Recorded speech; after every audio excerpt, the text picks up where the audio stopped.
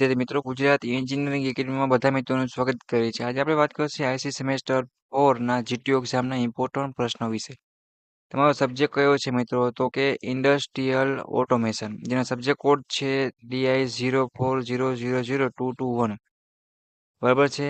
IC semester 4માં આવતા આ subject વિશે આપણે વાત કરશું.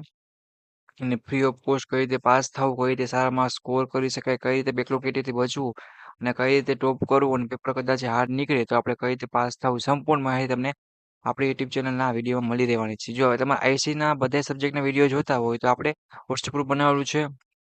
એમાં તમે જોઈન્ટ ના હોય તો નીચે તમને લિંક આપી દઉં ડિસ્ક્રિપ્શનમાં. એમાં તમે જોઈન થઈ જાય તમે દોસ્તોને પણ એડ કરજો, જેથી કરીને આઈસીનું જેટલું પણ સ્ટડી મટીરિયલ છે એ બધું એને મળતું રહે. પ્લસ જીટીયુની એટલું જ અપડેટ માટે જીટીયુના વોટ્સએપ ગ્રુપની વગેરે ઇન્સ્ટાગ્રામ પેજ પછીની લિંક હશે તો તમે પણ જોઈન થઈ જજો. અને સપોર્ટ માટે સબસ્ક્રાઇબ કરજો Gujarat engineering academy YouTube channel. અને આપણી ચેનલ છે તમે સર્ચ મારશો યુટ્યુબમાં ત્યારે તમને આવી કઈ ચેનલ જોવા મળશે. પ્લેલિસ્ટ સેમેસ્ટર 4 આઈસીમાં પણ ક્લિક કરશો તો બધા સબ્જેક્ટનું મટીરિયલ છે એ તમને જોવા મળશે. ઓકે, તો હવે ફટાફટ છે મિત્રો પ્રશ્ન તરફ આગળ વધીએ છીએ. પહેલો પ્રશ્ન છે 3 માર્ક્સના પ્રશ્ન છે એ આપણે જોવાના છે કે ઇન્ડસ્ટ્રીયલ ઓટોમેશન વ્યાખ્યાયિત કરો અને તેના મુખ્ય લક્ષ્યો, મીન્સ કે લક્ષણ જે શું કહી શકાય, તમને ખબર છે ગોલ હોય ને આમ લક્ષ્યો કહી શકાય ને આમ એમ કંઈક એ તમારે દર્શાવવાના છે. હવે ગુજરાતી ઇંગ્લિશ તમને જે અનુકૂળ હોય તમે ગમે ભાષામાં પ્રિપેરેશન કરી શકશો. કદાચ જીટીયુમાં પેપર નીકળે અથવા તો ગુજરાતીમાં રકમ છે મિત્રો એ મિસ્ટેક આવતી હોય છે ઘણી વાર, ઇંગ્લિશમાં જ રકમ છે એ માન્ય હોય છે. તો બધા મિત્રોને પહેલા એને ચાન્સ આપવાનો, બરાબર છે, કેમ કે એમાં સાચી હોય છે. કદાચ મિસ્ટેક જીટીયુમાં ઘણી વાર રહેતી હોય છે. તો કોઈને એવું લાગે તો ઇંગ્લિશના શબ્દ છે એ તમારે ખાસ એક ધ્યાન રાખવાની રહેશે. પછી આગળ વાત કરીએ list the component of SCADA system. SCADA સિસ્ટમના ઘટકોની યાદી બનાવવાની છે. પછી વોટ ઇઝ શું કહ્યું સેફટી, જે શોર્ટમાં પણ લખ્યું, શોર્ટમાં અને ફૂલ નેમ તમારે બે છે મિત્રો એ યાદ રાખતા શીખી જવાનું. એ ઘણી વાર શોર્ટમાં પૂછે ને આખું નામ ન હોય પૂછ તો તમને આવડી જાય. પછી ગ્રીન ઓટોમેશન કાર્બન ક્રેડિટની વ્યાખ્યા આપવાની છે. ગ્રીન ઓટોમેશન અને કાર્બન ક્રેડિટની વ્યાખ્યા આપવાની છે. પછી આ કોર્સ માટે કયા પાયાની જાણકારી હોવી જોઈએ? ઓકે, વોટ આર ધ આખા તમને જો બેસિક જે સબ્જેક્ટ તમને ભણતા હોય ને એ સબ્જેક્ટ ક્યાં આવે છે ને એ તમને ખ્યાલ હોવી જોઈએ. બધા જીટીયુ વાળા છે બેસિક એજ્યુકેશન પૂછે તો આપણે એના પર 2-3 માર્ક્સ કે 7-5 માર્ક તો રોકાઈ મળી જવા જોઈએ. ઓકે, તો એ પછી એક પ્રશ્ન ઉભો ના થવો જોઈએ, એટલું આવડતું હોવું જોઈએ. ઓટોમેશનમાં HMI કાર્યો છે એ તમારે લખવા, આ બધા 3 માર્ક્સના પ્રશ્નો છે. પછી ડેટા હિસ્ટોરિયનની ભૂમિકા ટૂંકમાં તમારે સમજાવવાની છે મિત્રો. હવે 4 માર્ક્સના પ્રશ્નો ચાલુ થશે. એમાં પહેલો પ્રશ્ન છે પીએલસી અને ડીસીએસ આર્કિટેક્ચર વચ્ચેની તુલના તમારે કરવાની છે. એનો મતલબ કે કમ્પેરિઝન પૂછી છે.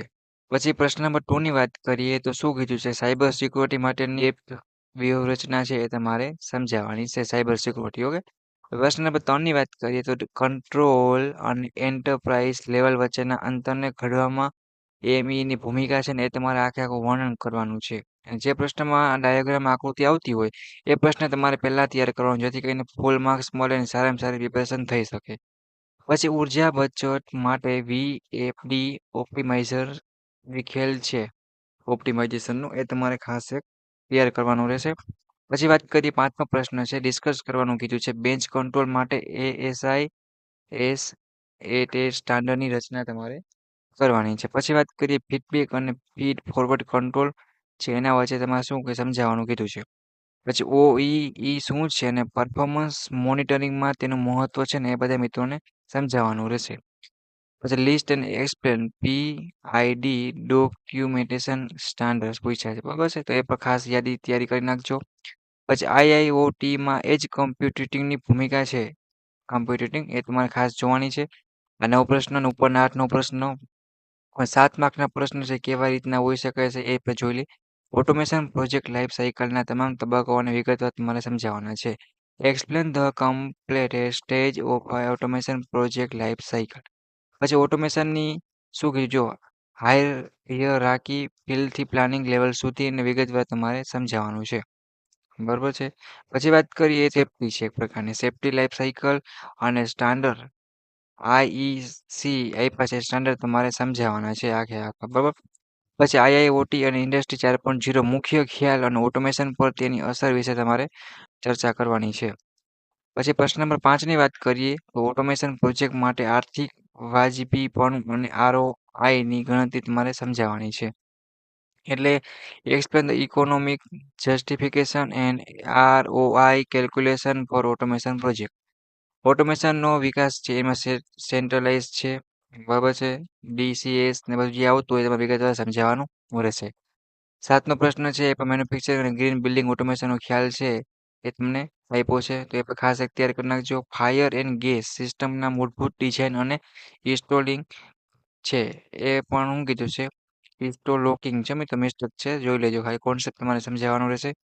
9મા પ્રશ્નની વાત કરીએ તો આધુનિક ઓટોમેશનમાં ક્લાઉડ અને ડેટા એનાલિટિક્સના એકીકરણનું વર્ણન તમારે કરવાનું છે. પછી પ્રશ્ન નંબર 10ની વાત કરીએ તો વેસ્ટ મિનિમાઇઝેશન ટેકનિક અને ઓટોમેટેડ મટીરિયલ ટેકિંગ છે એ તમારે તૈયાર કરવાનું છે, સમજાવવાનું છે. તો આ 25 થી 30 જેવા પ્રશ્ન થાય છે બધા જ મિત્રોને છે એ આ સબ્જેક્ટમાં ખાસ તૈયાર કરી નાખવાના છે, બરાબર છે. એના સિવાય કોઈને કાંઈ પણ ડાઉટ કર્યું કંઈ મારી મિસ્ટેક હોય તમે એડજસ્ટ કરી અને બધા કોન્સેપ્ટ છે ક્લિયર કરી નાખો. ઇન્ડસ્ટ્રીયલ ઓટોમેશન માટે સારામાં સારા આઈએમપી છે ને પ્લસ તમારે બીજું શું કરવાનું છે તો કે ટાઈમ બચે તો તમારે મિડના પેપર હોય છે જીટીયુ એક્ઝામમાં અથવા મિડના પેપર તમારે હોય એ બધા મિત્રોને સોલ્વ કરી નાખવાના છે.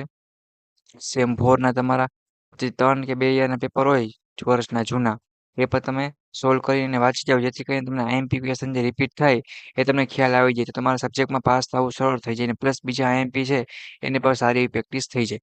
અને આકૃતિ પ્રમાણે બધા મિત્રોને પેપર લખવાનું છે અને જીટીયુની પેપર સ્ટાઇલ પ્રમાણે પેપર લખજો એનો વિડીયો આપણે ચેનલમાં બનાવેલો જ છે અને આઈએમપી હોય એ લોકો જો 3 પોઈન્ટને ધ્યાનમાં રાખીને તમે લખશો એટલે તમે આરામથી સારામાં સારું પાસ નહીં પણ ટોપ કરશો અથવા તો સ્કોર કરશો અને ગમે એવું હાર્ડ નીકળે તો પછી ઇન્ટરમાંથી 23 માર્ક બધા જ મિત્રોને આવી જવાના છે તો કોઈને ગભરાવાની જરૂર નથી.